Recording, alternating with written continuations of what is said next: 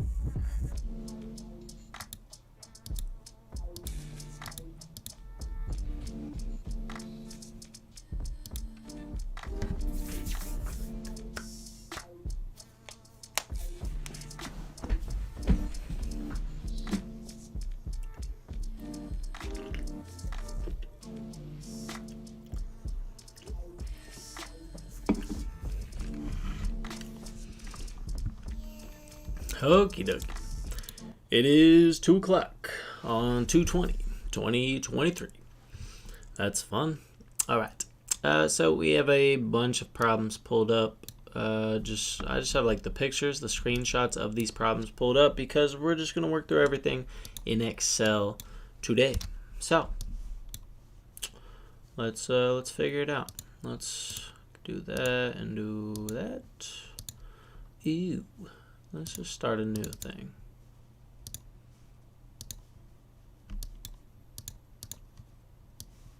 All right.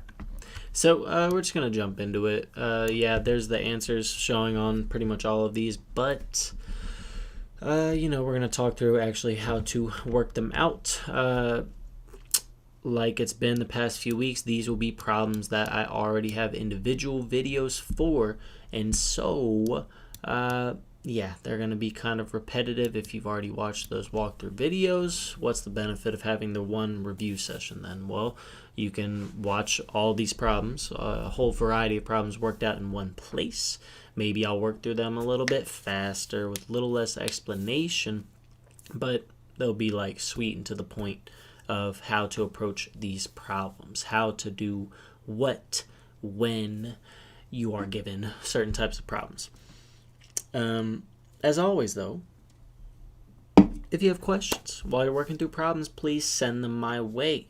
That's the whole point of these review sessions, or it's supposed to be the point of these weekly review sessions, is, if you're struggling while working out problems and you have questions, send them my way and I can work them out during these sessions weekly. All right, we're just going to jump into it, though. How do we find the delta t, in other words, the step size or the width of each sub-interval? Well, we take the ending number 1 minus the first number, the starting number 0, so the difference between 0 and 1 is 1, and then we divide that by the number of spaces there are in between these dots. Not the number of spaces in between those tick marks, but the spaces between the dots, because those represent each of the spaces that are the sub-intervals. And so there's 1, 2, 3, 4, 5, 6, 7, 8, 9, 10, 11, 12 spaces between those dots. Not 12 dots, but 12 spaces between 13 dots. And so anyway, you take the difference of 0 to 1, which is 1, and divide it by the number of spaces, which is 12. So 1/12 is delta t. All right, let's go to the next one. There we go. All right, let me cover the vent. It just got real loud. Hold on.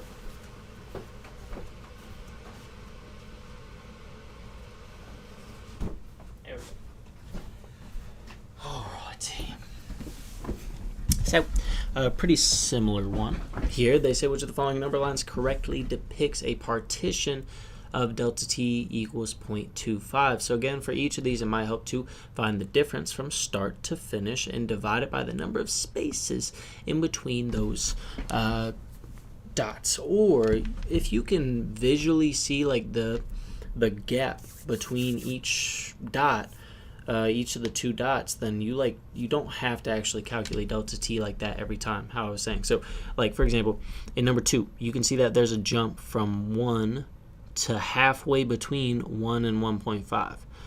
And so you're jumping a distance from 1 to 1.25, 1.25 to 1.5. So the idea is you're jumping 0.25 from dot to dot to dot. So number 2 also has a delta t of 0.25 for that reason. So you don't have to do the whole division process, counting up all the spaces, unless you really find it necessary. Like in the last one, where it was 12 spaces in between, it was a little less obvious, what the distance from here to here or from here to here was, right? But in some cases, like 0.25, it's a little more obvious. So, so number 2 looks good while we're at it. Number 3 kind of looks good. There's a jump from 1. It's the same reason. So 1 to 1.25, 1.5, and so on. So 2 and 3 look good. And then number 1 might be a little less obvious. Here's kind of a shortcut we can take as well when it comes to counting up dots and counting up the spaces, and then the whole division thing. Is instead of going from 1 to 5 and then dividing by the number of spaces between 1 and 5, we can just do 1 to 2. Because if we can see there's a definite dot at 1 and at 2, then let's find the difference between those. So the difference is 1. So from 1 to 2 is a jump of 1. But then how many spaces between these dots in 1 to 2 are there? So 1, 2, 3, 4, 5. So if we take the gap of 1 divided into 5 equal subintervals, then each space between these dots should be 0.2 or 1/5. And so 0.2 between each of these dots is not equal to 0.25. And so only 2 and 3 are correct. All right, let's keep it pushing. This says a researcher is gathering data. He wants to mark off 17 evenly spaced intervals from 4 to 14 hours during which he can sample. Which of the following numbers marks the right end of the 11th subinterval? And so the idea is the idea is there are 17 evenly spaced intervals from 4 to 14. So we can kind of, honestly, I might demonstrate it on here. So 4 to 14, we're going from 4 to 14, but there's 17 evenly spaced intervals. So the way we find the width of each of those intervals is to take the difference of the start and the finish, so 14 hours minus the 4 hours, and we're going to divide that by the number of intervals, so 17. So we get this, 0.588, right? And so what we're going to do is add 0.588 each time to starting like from 4. So we're going to do, we can kind of do it this way, 4 plus, I'll just type the number so I don't click on it and mess it up. We'll just type the whole decimal there. 4 plus, oh sorry, instead of 4, I'm going to actually click on this so it references the previous cell. And then if you want, you can kind of just like click and drag this down.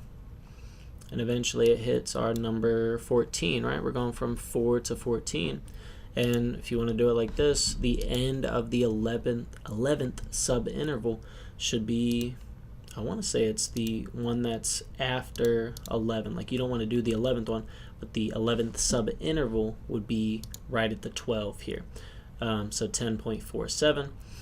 I might talk about a different way. This is me like freestyling here. So how would I actually usually do this? Once I found the width, 0.588, the width of each sub-interval, really there's a nice formula you can just like plug it into, and that would be use the starting number, 4 plus the width times however many sub-intervals they tell you to go. So 11th sub-interval, you'd multiply that width by 11 and add it to the 4, and you get 10.47. So we get that 10.47 there, however you want to do it. And then the annoying thing is you just have to see which fraction matches, that decimal there. And so just to confirm, we can do equals 178 divided by 17. Don't know where I got that. All right. So we can see that 178 divided by 17 gives us approximately that same value there. And that's it. I hope that makes sense. So basically just 14 minus 4 divided by 17, and then that's your width, and then you multiply that by 11 and add it to the 4. All right. Could have done that a lot smoother. Let's keep it going. Here we get into left sums, just like that. So let me clear all this stuff, and then let's talk about left sums a little bit. So find the approximate area under the curve of this function from 1 to 2 using left sums and 4 equal segments. So the first thing to do, let's go ahead and do a little labeling. I think in most of my videos I might have done like x and then g, and then we go about it horizontally. So we're starting our x values at 1, and we're going up all the way to 2 in 4 equal segments. So the way we can find that width is by finding the difference in the x value, so 2 minus 1, and you divide it by the number of equal segments that you have, right? So 2 minus 1 over 4, we know that's 1/4 or 0.25. And so we're going to add that to the starting x value, 0.25, and then we can drag it across like that until we have 2. So we have 1 to 2 broken up in equal segments, 0.25 apart, right? And then for the G row here, we're just going to input the function, and wherever we see x, we're going to click on the B1 cell. So we're going to do 3x, 3x, so 3 times B1, and we're dividing by, now it's the denominator that you really want parentheses on, so we'll put parentheses, 3 times x plus 1, and we close off parentheses, hit enter, and what we can do is just drag this across, and we have our x and g values. Now, for a left sum, for a left rectangular sum, this is our width right here, 0.25, and what we're going to do is multiply our width by the sum of the leftmost g values here, the leftmost, basically the y values, because these y values are the heights of the 4 rectangles that we're considering for a left sum. Okay, so we're going to do the width, 0.25, times, so I do times the sum of all these g values here. So for a left sum, we leave off the rightmost y value, the rightmost g value. And we use our sum function, we close that off, hit enter, and we get 0.79941. And that's it. All right. let's keep going. All right. So the idea with this one is they give us this chart of x and f values, and they say using a right sum, the approximate area under the curve is something, and then using a right sum, area under the curve from there to there is something. So let's go ahead and just copy this information, this whole table here. So we'll do x and f. We'll go 120, 140, and so on. So I'll do like 120, 140. You can highlight these two and drag it across until we have 240. Just like that.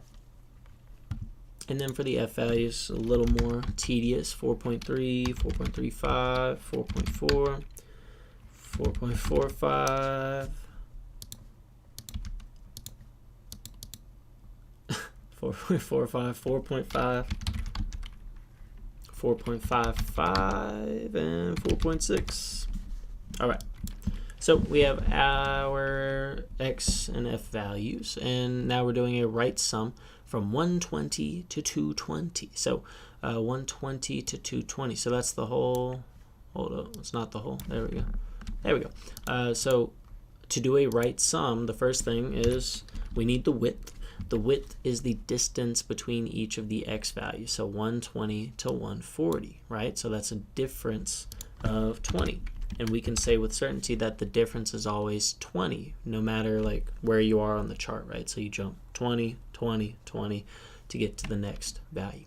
So 20 is our width times the sum of the rightmost value, since we're doing a right sum, and those values being the f values or the y values. Now keep in mind, when we're just going from 120 to 220, we're only considering 120 to 220, and we're leaving off the 240. Like from the start, we're leaving off 240.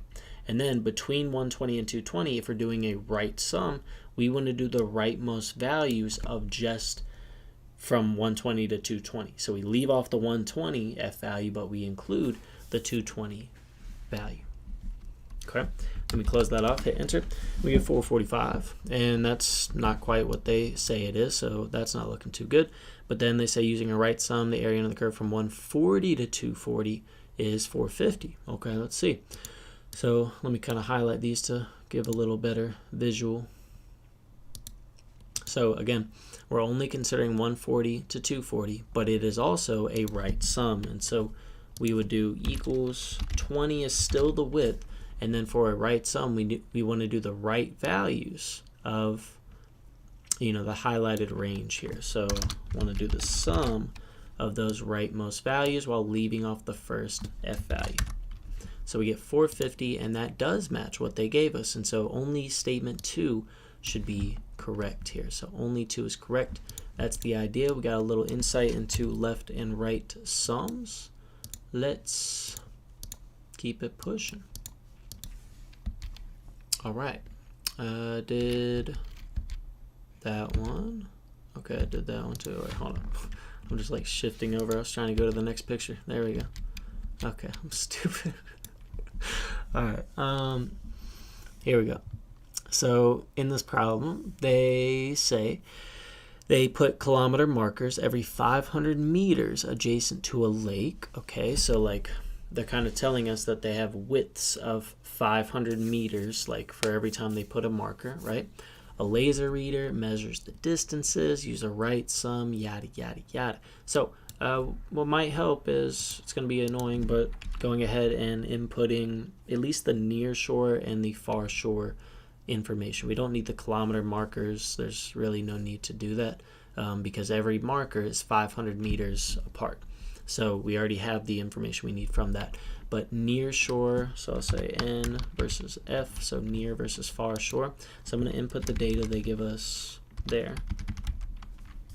Do 33, do 29, 27, 15, 18, 28, 31, and 33. And then we'll go back here. We got 53, 83, 183, 213, 93, 73, and 33. All right. So assuming I've input that information correctly, the idea with this is they're measuring, you know, the distance from some like road to some far shore and then the road to some near shore. And so we're concerned with just the water itself from the lake, right? And so what we want to know are the different heights or the distances from the far to the near shore. And so all we need to do is subtract the far minus the near shore values to give us like the distances across this lake at each of those markers. And so what we're going to do, I'll just call this f minus n, far minus near. And so we will do just that. We're going to use a formula. We'll do far minus near. So B2 minus B1. And this will calculate the differences across the lake, the distances across the lake at each of these markers. So these are the values we're concerned with, right? And so now we're just going to find the width. We know the width is 500. We're going to find the area of the surface of the lake using right sum. So a right sum, we still need the width, which is the 500 meters, times the rightmost values, the sum of the rightmost values. And that's it. We just leave off the front, distance value, and then we hit enter. We get 275,000, and 275,000 is our answer, meters squared, since it's surface area. Hope that makes sense. Width was 500, sum of the rightmost values, far minus near. That's pretty much the whole thing. All right, what do we got here? So this is another straight up just right sum. Everything's freezing on me, bear with me. All right, so here they give us a function, x times sine of x from 3 to 7, right sums, 8 equal segments. So I'll go ahead and put x and g. First thing to find is the width of each segment. And so if we're going from 3 to 7, we can go ahead and start with 3 there, I guess. But let's find the difference. 7 minus 3, we know that's 4, so we'll just do 4 divided by 8 equal segments. And so each width should be 0.5. So we'll just go by 0.5 each time. So 3, 3.5, we can highlight those and go up to 7. Just like that. So we have our x values up here. So now to find our g values, we are inputting this function. So x times sine of x. Wherever we see x, we're going to click on b1. So equals b1, or x times sine of x. Hit enter. We're going to click on this, drag this corner across. We get all our x and y values, or x and g values, and we're going to take our width, which is 0.5, the difference in the x values, times the sum of, if it's a right sum, we're going to use the rightmost g values and leave off the starting g value. And we get negative 6.5412, and that's it. That's all there is to it. Hope that makes sense. Let's keep it pushing. Here, it did the same thing again. All right. Here, they give us a function, and we're going x equals 3 to 19, 8 equal segments. All right, let's clear some information here. All right, so our x values now are starting at 3, and we have to go up to 19, but in 8 equal segments. So let's start with this. 19 minus 3 is 16. 16 divided by 8 is 2, so I was about to calculate it, but we can do that by hand, right? So 19 minus 3 is 16, divided by 8 is 2. So the width each time is 2. So we're going 3, 5, 7, all the way to 19. So this will, these 9 points, these 9 x values will give us 8 equal spaces or sub-intervals, gaps in between these x values. So now we're inputting this function. Same old process here. Actually, hold up. I'm so sorry. I jumped the gun. We're using midpoint sums. All right. So this would be the proper layout, the proper x values we need for either a left, right, or even a trapezoidal sum. Now, it's when we're using midpoint sums, we do not want to use these values. We want to use the x values that are actually halfway between each of these x values. So yeah, let's see if I can just finesse it. So it's pretty obvious, like with this one, you know, if it's 3 to 5, we want to use the x value of 4. If it's 5 to 7, we want to use the x value of 6, and so on. So what I'll do is maybe modify these. So 4, 6, and so on. So let me do this. If we drag it across to here, we get 18. So, all right. So what we're using now is all the middle values, and now this is actually 8 values, and these will be the 8 values that will give us the 8 heights, the 8 g values, the 8 heights of each of these rectangles that we're summing up the areas of. So I hope that made sense. Sorry about that. 3 to 19 split into 8 equal segments, but we're taking the x value that lies on the middle of each of those intervals. So if it was 3 to 5, we don't use 3 or 5, we use 4. If it was 5 to 7, we don't use 5 or 7, we're using x equals 6, and so on, all the way to 19. So the last one we use is 18. All right, let's input the function e to the 2x over 5. So e is our exp function, raised to the 2 times x divided by 5. Close off the parentheses to close off the exponent. And we drag this across to get all our y values, or our g values. And the nice thing about the midpoint formula is that the width, again, is still 2. The width did not change when we realized it was a midpoint formula, midpoint sum. So the width is still 2, but the nice thing about a midpoint sum is that if we've done it correctly, we should just be able to add up all of these heights here. So all of these heights get used, and we calculate our midpoint sum of 48, 56, 64. And that's it. Hope that makes sense. Let's see what else we have here. All right. So here they give us a chart. Yeah, I wouldn't even worry about the whole premise of the problem. I would just look straight at the graph, or the chart here. And they say use a trapezoidal sum to estimate the total expression of the gene. Okay. Yeah. So we're going to just kind of copy this chart here. I'll just call this T and capital L for luminosity. I'm just going to input all this stuff here. So 0, 0.25, going up by 0.25, so we can highlight those, drag it across until we have 2. In the L row, we have 0, 0.48, 1.02, 1.64, 2.34, you get the idea.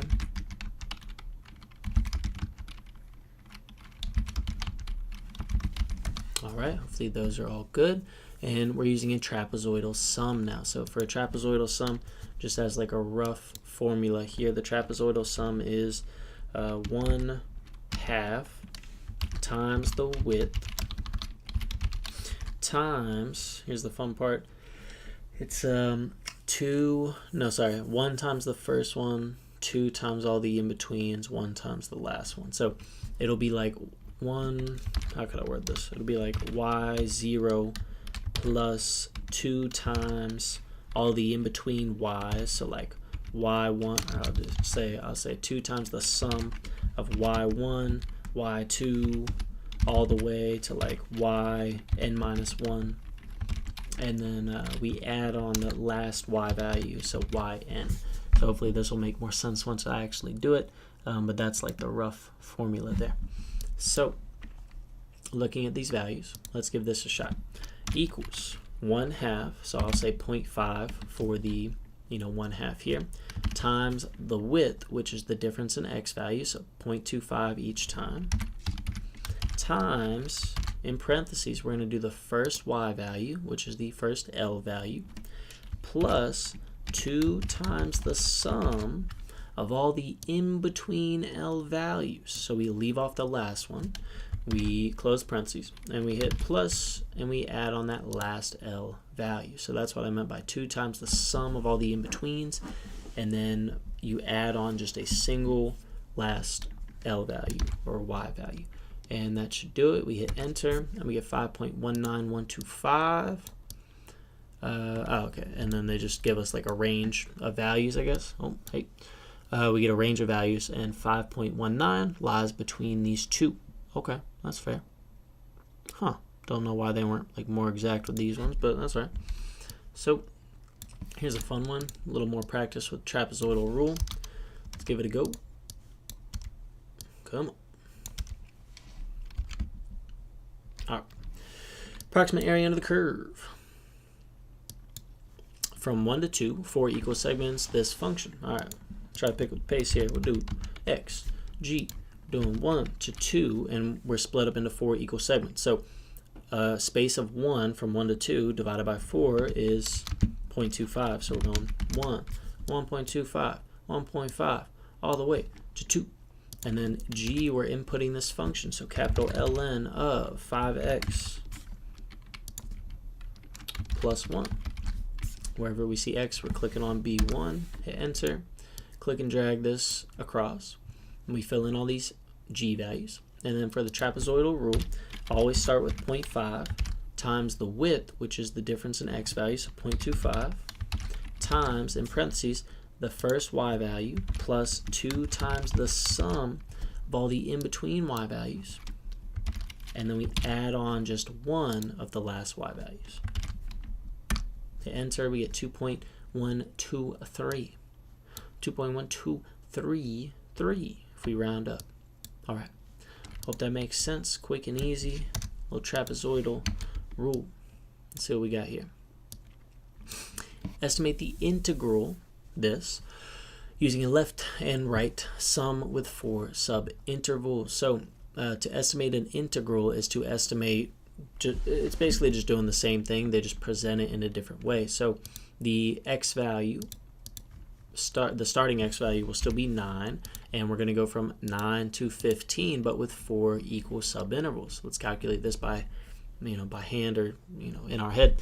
15 minus 9 is 6. 6 divided by the number of subintervals, 6 divided by 4 is 6 over 4, or 1.5. And so we're going up by 1.5 each time. So 9, 10.5, all the way to 15. So these 5 points serve, they give us 4 subintervals. All right, so now g is our inside function here. So that e, which is exp, negative 0.2, so negative 0.02 times x squared. So we're doing x raised to the power of 2. Close that off, hit enter, and we'll drag these g values across. All right, so we have all our x and y values. And now to find the left sum. Let's start with the left sum. Left sum is the width of 1.5 times the sum of the leftmost value. So all these values, and we leave off the last one there, the rightmost value. Likewise, we're going to do the right sum now. So the width, still 1.5, times the sum of the rightmost values, and we leave off the left value, right? Enter, so we get a left value of 0.58 and a right value of 0.305. So the left sum is 0.586, right is 305. That looks perfect. All right. Cruising through these problems. Let's keep it going. Assuming no one's watching this. Good deal. No questions. That works for me. Here's a fun one. A little practice using the trapezoidal rule with many more subintervals here. So here's where it gets real. No more calculating in our head. We're going to do the difference of 2 to 18. So we're going from 2 to 18, but with 164 subintervals. So we do 2 to 18. That difference is 16. And we divide that by the number of subintervals, so 164. We hit enter, and we get this like 0.0975. Okay, so I'm going to use kind of a approximated. I'll probably go up to the 6 there. Still a lot of decimals, but anyway. So we're going to start at 2, and then we're going to go up by. We're going to click on this previous cell plus. I wonder if I could do it like that. I'm gonna try something real quick. Just, bear with me. So I'm just gonna like tack on this decimal to 2, and so it'll be 2.09756098. I'll go all the way, and then if I highlight these, start dragging, okay, it's adding them up. This could work. All right, so I'm gonna drag this until we have 18. And again, it's going to take a lot because we have 164 intervals here. So right there, 18.000. You see it? You see it? So we're all the way to 18, and that took all the way to FJ. So hopefully that's about 164. So it looks crazy, I know, but doing great. So now what we're doing is inputting the function. So this function, cosine squared. Let's talk about how to input this. We're going to put the whole thing in parentheses, and we're just going to do the cosine function first. And then we'll put squared on the outside of everything. So cosine of 1.31 times x squared. Close that off, and then close off the very first parentheses, and then we square it. That's what cosine squared means. It means you take cosine of the inside stuff, and then you square the whole thing at the end. All right, so to the best of our ability, we're gonna click and drag this corner all the way through to fill out all these y values. And again, we are using a trapezoidal sum. So what does that look like? It looks like taking this width, which is right here, we're gonna do equals this width.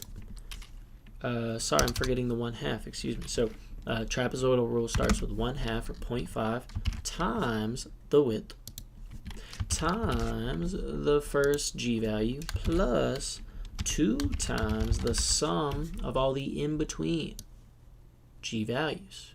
So we're going to leave off this last one right there. So don't include this last one. Just before the last one is what we do. And you can see the equation up here. Sorry. You know, we can't see the original one because it's all the way to the left. So we did 2 times the sum of all the middle ones. Now we want to add on plus this last one, last g value. Close off the parentheses, hit enter, and we get about 7.678. All right, 7.6780-ish. That looks solid. All right. Hopefully that makes sense. I think it's going to pick up here. Oh, another trapezoidal rule. Don't need to do that one. Just did one.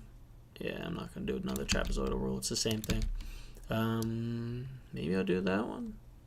I think that's why I grabbed both of these, actually. Yeah, let's do this one. A little more crazy with the decimals. Let's give it a shot.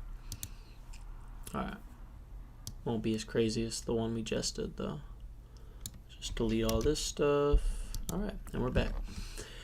So, looking at the x values, we're going from 7 to 8 with an interval, or a number of sub-intervals of 4. So we're starting at 7, and then we'll go to 7.25, and then, you know, go up by 0.25 until we hit 8, because it's 7 to 8 divided by 4, right? So 0.25 is our width. We're going to input this function, so we'll just do 1 divided by, in parentheses, 3 times x squared plus 1. Close off the parentheses, hit enter, and just drag these babies through. Do a little light trapezoidal rule real quick. We do the 0.5 at the start of the trapezoidal rule times the width from x value to x value, so 0.25 times the first g value plus 2 times the sum of the 3 in between g values, and then plus the last g value. Enter, we get 0.00592. That's why D is our answer here. Alright, let's keep going. I'm trying to get to one of the, sorry, I didn't realize I chose so many trapezoidal rule ones, but I guess we did a few left and right sums. I'm just hoping to find at least one more midpoint. I think I grabbed at least one. But I did want to talk about this one, I guess. And I'll tell you why once I delete this. So the x values, we're going from 0 to 0.4 onward. So I'll go ahead and highlight those. 2.4. All right. So we have our x values, and I'll call these f values here. All right. And then we have -6. Just make these up. -5, -4, 0, 258. All right. So we have our table translated here, and they say use the trapezoidal rule with n equals 3 to approximate the integral from 0 to 2.4. So now, if we're going from 0 to 2.4, but n is equal to 3, then what does that mean? Well, if we do our trick, 2.4 minus 0 is 2.4, and we divide that by 3, that's almost like 24 divided by 3, which would be 8. So 2.4 divided by 3 is 0.8. And so what that means is our width is 0.8, which means we don't need the 0.4, nor do we need the 1.2, I think. Might have it backwards. Hold up. Yeah, no, okay. I was confused because I thought 2 was the n. 2 is not the n. We don't need the 2 either. Because when we look at this whole chart, here we have our first rectangle, our first trapezoid, second trapezoid, and third trapezoid, right? So the idea is, depending on what number of subintervals they give you, it's like telling you what values you either need or don't need to use. So it turns out in this case, because our width is 0.8, then we can actually ignore the 0.4, the 1.2, and the 2 in this case. And so we're going to treat these remaining f values as our, f values we're going to use. So trapezoidal rule starts with 0.5 times the width, which is 0.8, times the first f value plus 2 times the sum of the middle two f values. Again, having this middle thing highlighted won't make a difference. It'll be all right. And then plus the last f value.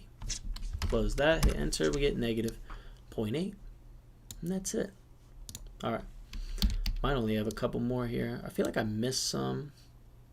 Don't know where they are. Let me double check what I got cooking here. Hold up. So I've done that. Come on. Really don't. Not letting me scroll through here. Alright, I'll just click on them one by one. Got this. Did that. Did that. Alright, I feel like I had some other ones. Let's see if I got them in here. Did do that one. Did do that one. Is that the only midpoint sum? I swear I grabbed another midpoint sum one. I guess just that one. Okay, well, I'm going to find another midpoint sum one before we get onto this one question I have here. So let me find one of the crazy midpoint sums. Sorry, I could have swore I saved one. Trapezoidal rule, trapezoidal rule, trapezoidal rule, trapezoidal rule. Oh, you know what? I thought, because I saw this, and then I went to the next one, and I assumed this was a midpoint sum one. Okay. All right, we're going to do this one then. Let's check this out. Let's do it like that. Get Excel. Because midpoint sums are by far the hardest ones to do, especially when they look like this. I have some PTSD from messing one up in a live stream like a year ago. It was a fun time. So let's talk through it. 1 to 13. We're going 1 to 13 midpoint sums, 144. All right, so we're going from 1 to 13. Let's find the width first. We always start by finding the width. So 1 to 13 is the difference of 12 divided by 144. So each of our rectangles will have a width of 0.083 repeating. So the trick with midpoint sums is we do not want to start at the starting x value, right? We don't want to start at 1. We want to start at not even 1 plus 0.08333, because that's just the end boundary of the first rectangle. We want to start in between. Let me type it out so visually it makes more sense. We don't want to start at 1, and we don't want to start at 1.0833333. The first rectangle goes between 1 and 1.08333. So we want to use whatever's halfway between 1, and 1.0833333. So we're going to start at, let's see if I can just type it in here, 1.0. Oh man, how am I going to do that? I'm just going to do 1. I'm going to like average them. Yeah. Yeah. What's the easiest way to do it? I just want to like make it easy on you too, and on me. We're just gonna cut the width in half. Okay. So we're gonna do this divided by 2. So we're gonna start at 1.0416 repeating. Okay. So what did we do? We found the width, we cut it in half, and then we didn't start at the first x value. We started at the first x value plus half the width. That's all you need to know. Then from there, you're going to add on the proper width because we still want these spaced 0.083 apart. But it's that first x value that's super important. So what we're going to do now is do equals the previous value plus our width. And we're going to actually type in the width so it doesn't get messed up. Just like that. So now we should be able to click and drag this across until we see a 13. Oh look, I did pretty good. Alright, let's drag this back until we're just before 13. We don't want to go past 13, we want to go just before 13. And so what we have are all of our x values there that we need for this midpoint sum. So now we just input the function. So we'll do equals, in parentheses, sine of 1.86 times x squared. So bam, bam, square. Close that, raise that to the second. So going back to what I mentioned a moment ago, sine of the inside, all closed in parentheses, and then we square it. Hit enter, and we're clicking and dragging this corner all the way through.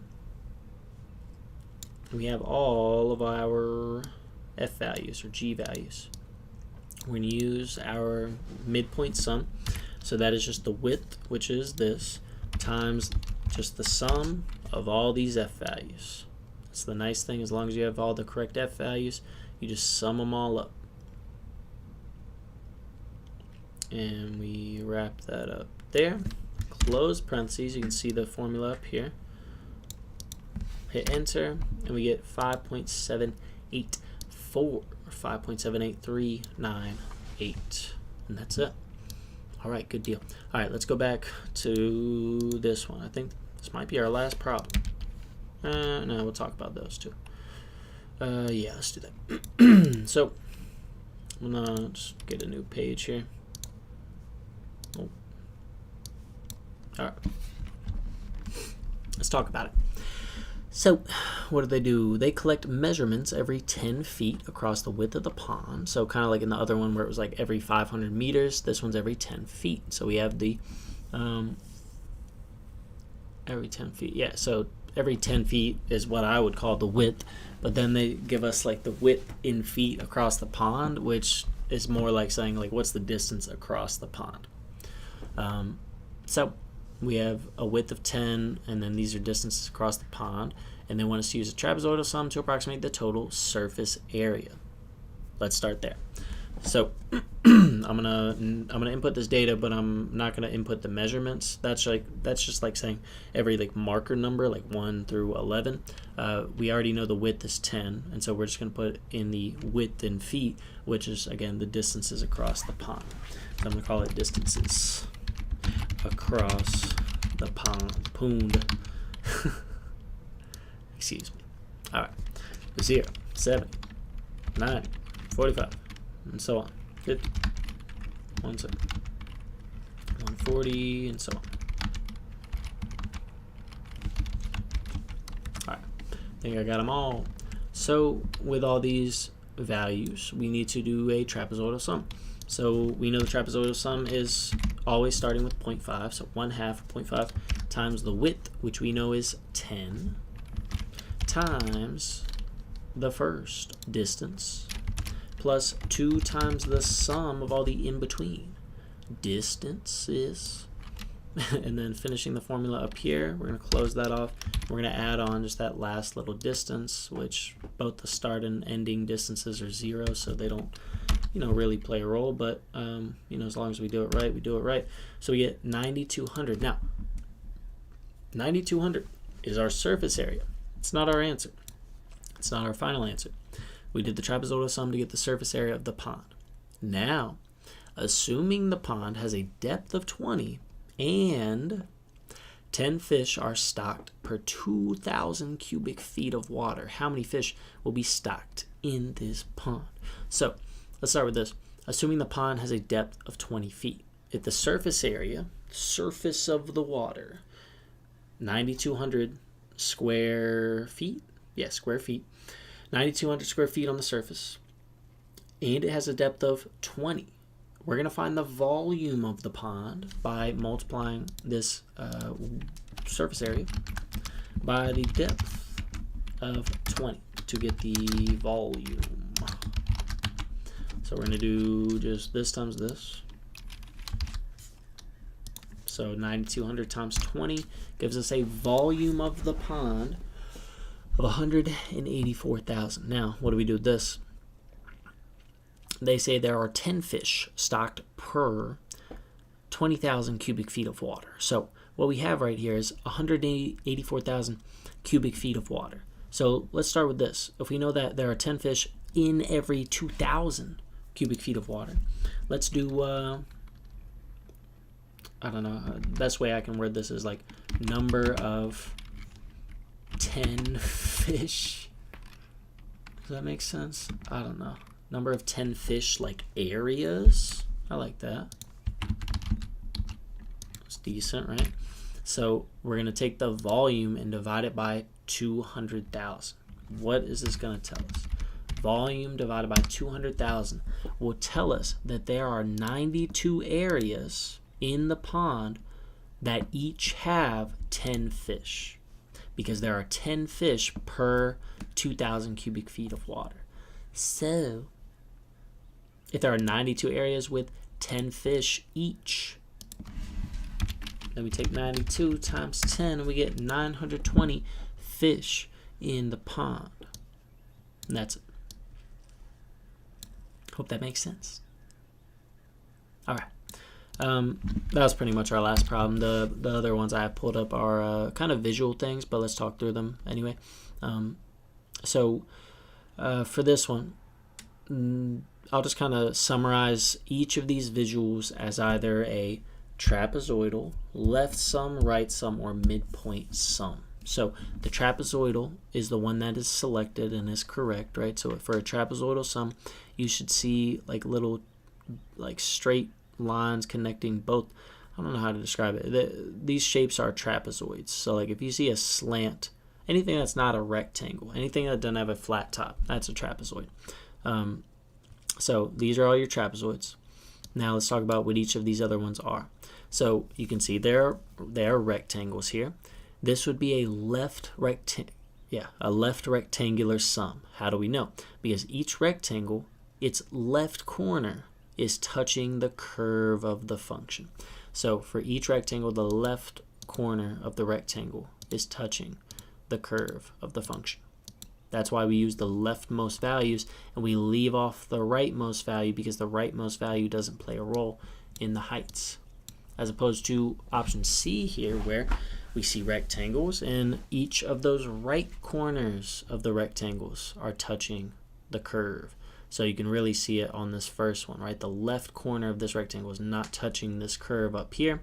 It's the right corner that's touching the curve. So that's why we leave off the first height or y value of the like for a right rectangular sum, and we only include the rightmost values. Anyway, you can probably guess what this last one is.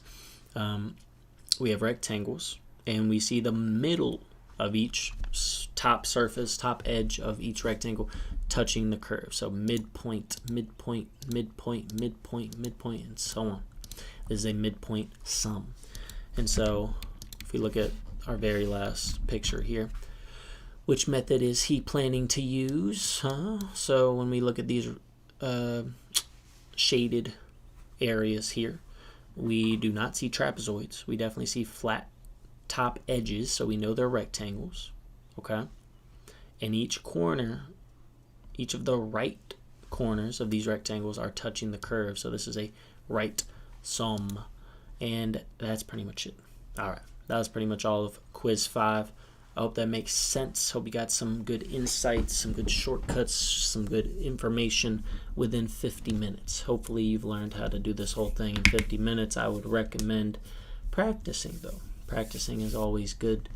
As always, if you have questions, please let me know. Next week, or really like in less than a week, on Sunday, I'll pick back up at the normal time for these study sessions for 1026. If you have questions before the exam, please let me know.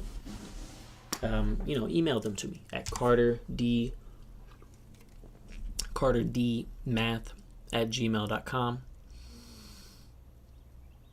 Yeah, that's pretty much it. Thanks for tapping into this session. If you watched it, thank you. Can't thank you all for supporting this channel enough.